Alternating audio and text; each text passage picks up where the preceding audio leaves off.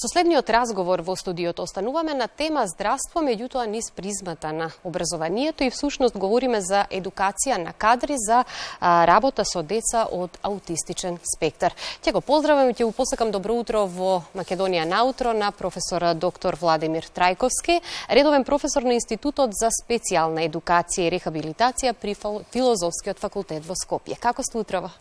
Добро утро и вам и на сите во студиото и секако најнову до вашите почитувани гледачи. Па, јас сум ранобуден и ете, одлично, веќе одамна сум расонет, така што подготвен еве малку да го едуцираме народот и да кажеме нешто ново пред нашата јавност.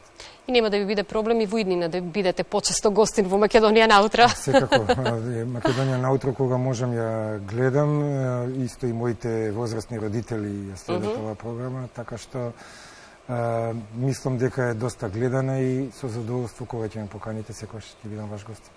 На самиот почеток морам да истакнам дека 2,5 децении интензивно работите на едукација на нови кадри за работа со деца од аутистичен спектар, а воедно вие сте и председател на едно од најпрестижните асоциации за оваа проблематика, поточно Македонското научно здружение за аутизам. Сега првото прашање всушност после овој вовед би бил дека вашата научно-истражувачка дејност и активности се насочени кон подигнување на свесноста за лицата со аутистичен спектар на нарушување. Колку во земјава е развиена свесноста за аутизмот?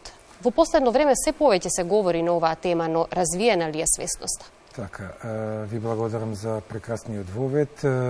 Токму така, 25 години сум работен на Институтот за специјална едукација и рехабилитација, предходно дефектологија, при Филозофскиот факултет, веќе 22 години во Македонското научно здружение за аутизам и 17 години како председател. Токму така, вие сте го детектирале одлично поимот свесност, за кој што ние сметаме дека во последните 11 години од првото организирање на еден јавен настан пред споменикот на и спомен куќата, поточно на мајка Тереза, кога направивме еден голем настан со преку 1000 посетители кои што го посетија тој настан во текот на тој ден и споделивме памфлети.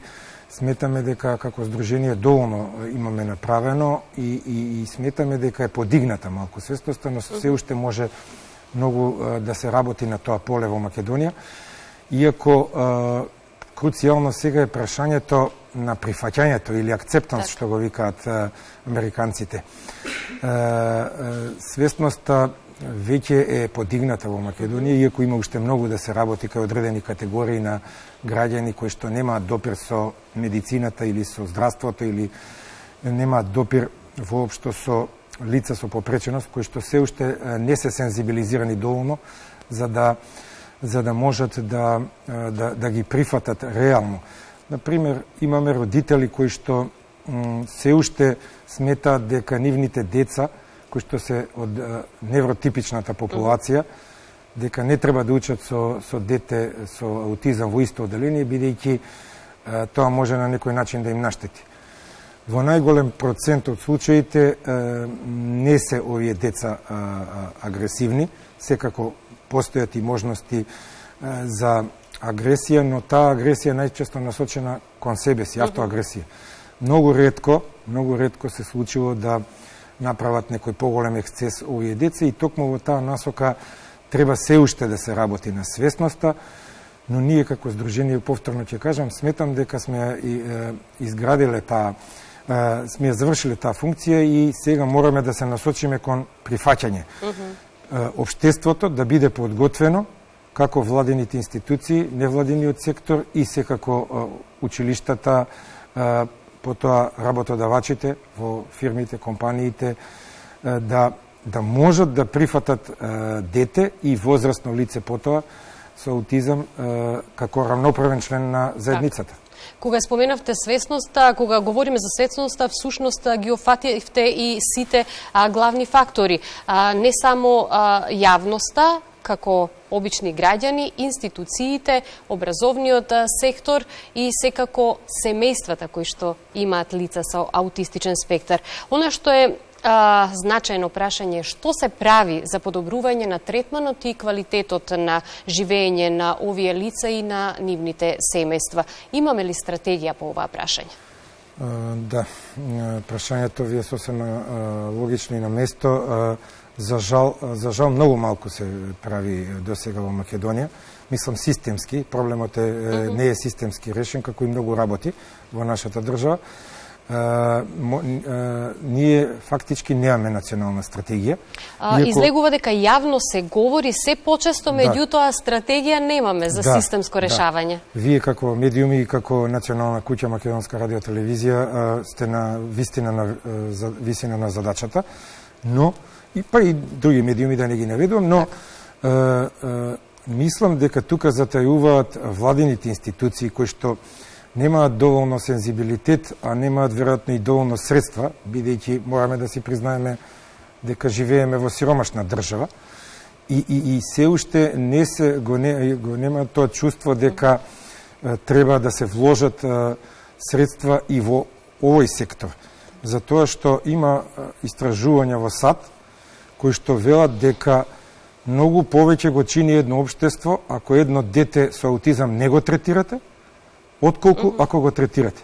Значи, државата е повеќе во загуба ако го оставите детето само на себе препуштено, ако потоа не му обезбедите вработување или не му обезбедите живот со подршка, затоа што некои имаат потреба од доживотна подршка, по тешките случаи, полесните случаи можат лесно да се инклузираат во социјалната заедница и на тој начин на вистина го оставате детето, а и потоа возрастно лице само на себе, кое што влече многу повеќе ресурси финансиски од државата, бидејќи државата потоа треба да вложува за негова грижа, а во однос на националната стратегија, сега да не звучам политички, но јас имам во неколку наврати поднесено и во левата и во десната опција барања како здружение, дека е потребна национална стратегија, но еве до ден денешен никој нас не контактирал, нити изразил потреба да се донесе таа. Инаку во високо развиените земји, во Канада,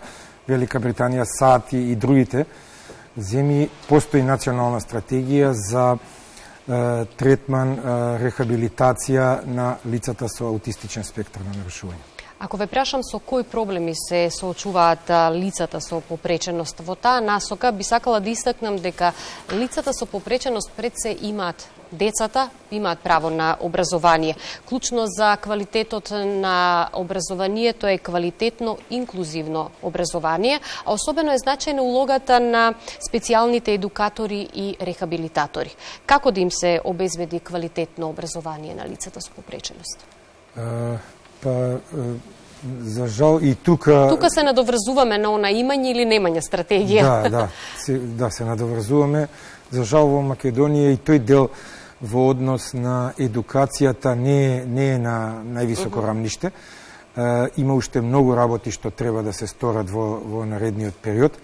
Убаво нотиравте дека децата со аутистичен спектар имаат уставно загарантирано право, а и според конвенцијата која што нашето собрание го потпиша на Обединетите нации, тоа е уставно загарантирано право и до скоро, до пред некои си 5-6 години можеше и да се види некои директори како ги одбиваат децата со аутизам да одат во редовно училиште, што наистина беше еден фрапантен податок.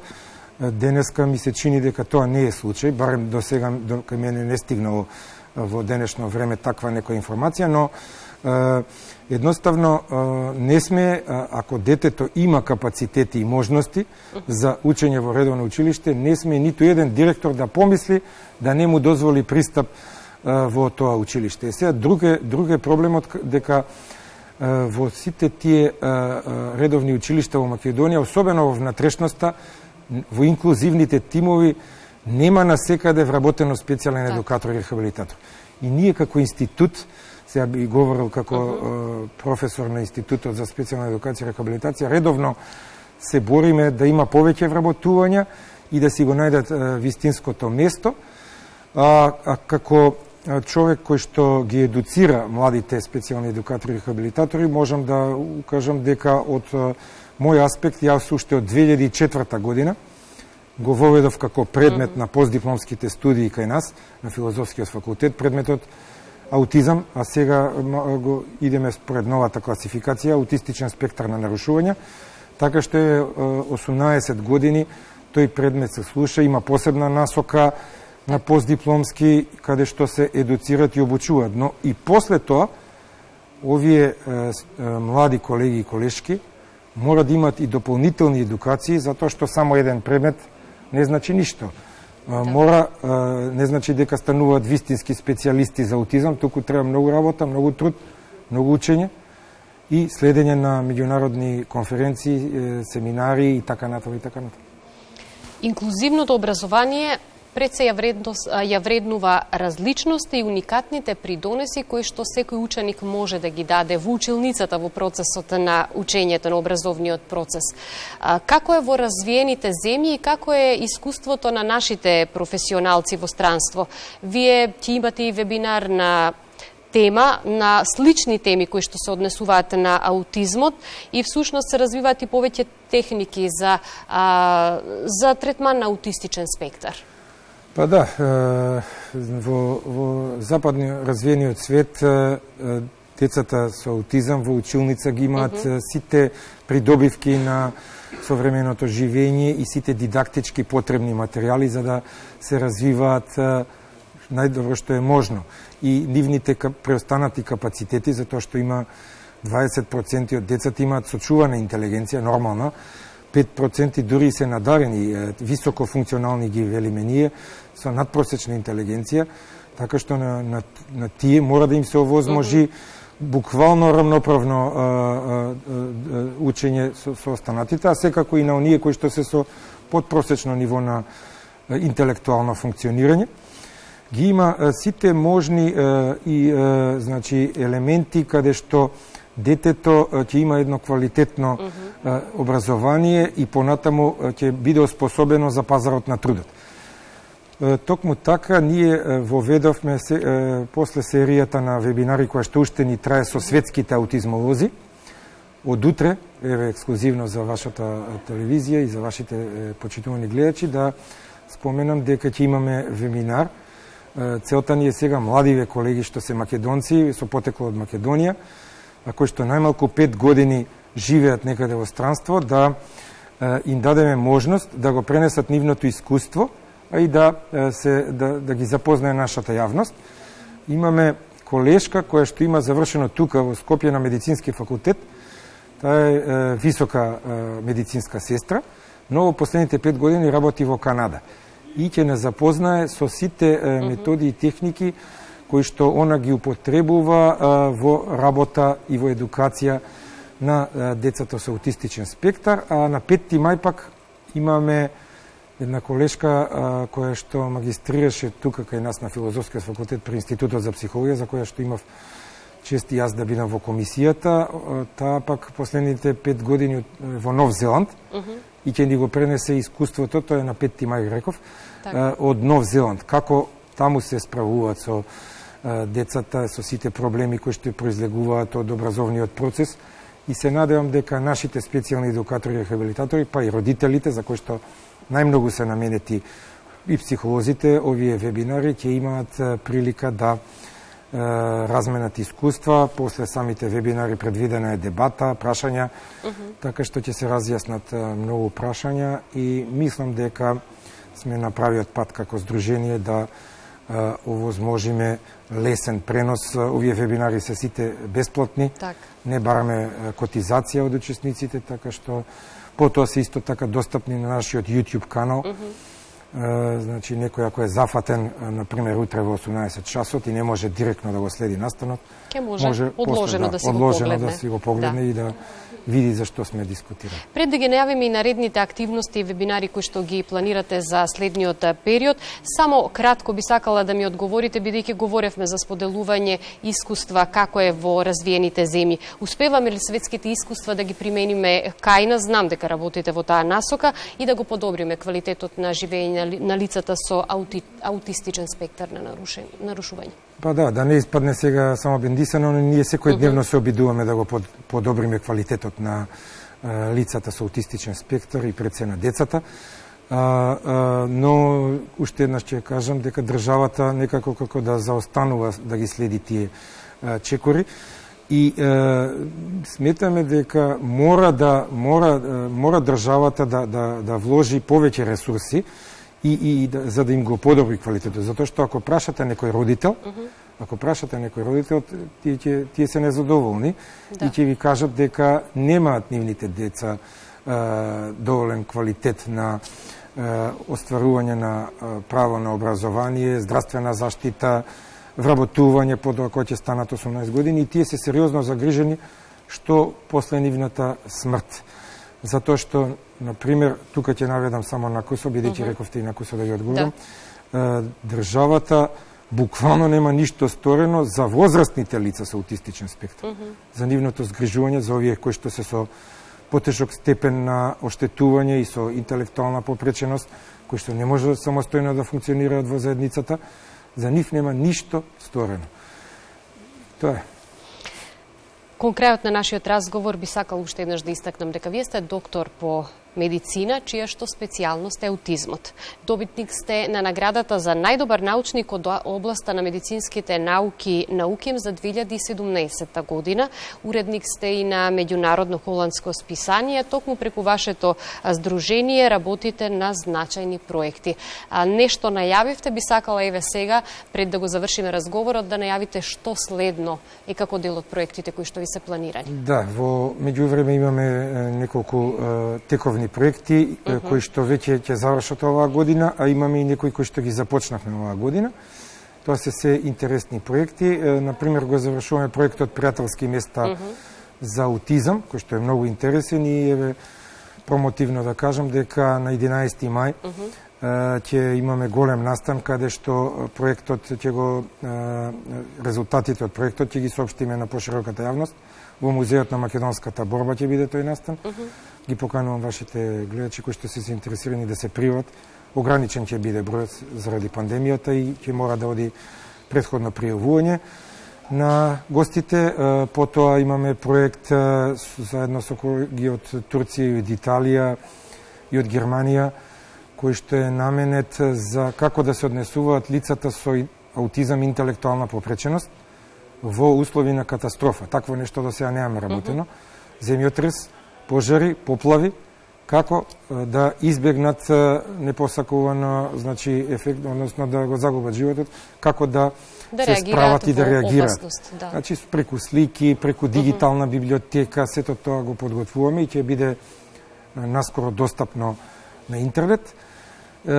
И двата понови проекта, тоа се околу социјалните вештини, заедно со колеги од Србија. И сите се овие Erasmus Plus проекти, морам да се заблагодарам на Erasmus Plus програмата, со колеги од Србија. Во јуни да се надеваме дека бројката ќе оди надолу на COVID заразени лица и дека ќе можеме конечно, после нешто повеќе од 2 години, да излеземе надвор од државата и тука исто така имаме и дадено, јас имам и дадено и една дипломска тема во таа насока, каде што ќе собереме одлични податоци во однос на социјалните вештини и на крај би го споменал проектот за дигитално образование. Сметаме да го подигнеме нивото на дигитализација. Тука колешката подпредседателка магистар Ивана Василевска Петровска одлично го подготви овој проект и тој ни е заедно со колеги од Кипар, Грција, Бугарија и се надеваме тој до 2024 ќе трае дека ќе имаме успешни резултати од истиот. Покрај професионалните обврски имате ли време слободно да се релаксирате и да правите работи што ве прават среќни? Можеби имате ли време да посетите културни настани? Па секако, тоа е незаобиколен дел од секојдневнието. Заради пандемијата морам да признам дека тоа е намалено заради внимание и ограничување, но културни спортски настани, јас сум голем љубител на ракометот во последно време, порано повеќе следев кошарка и фудбал. Голем влюбеник на ракометниот клуб Вардар. Исто така културни настани, некоја кино представа, театарска представа која што ги има во Скопје. Да, ве прашав затоа што токму во наредните минути ќе се фокусираме на културата и културните настани. Па еден настан сега баш за лицата со аутизам требаше да имаме во кинотеката на Македонија по 2 април, но за жал од некои необјаснети причини технички наводно ни го откажа, инаку ние се трудиме и кон инклузија и да ги направиме пријателски места и нашите театри, нашите киносали да бидат што поприфатлени лицата со аутизам во овие културни институции. Ви благодарам многу за вашето гостување, ми беше задоволство.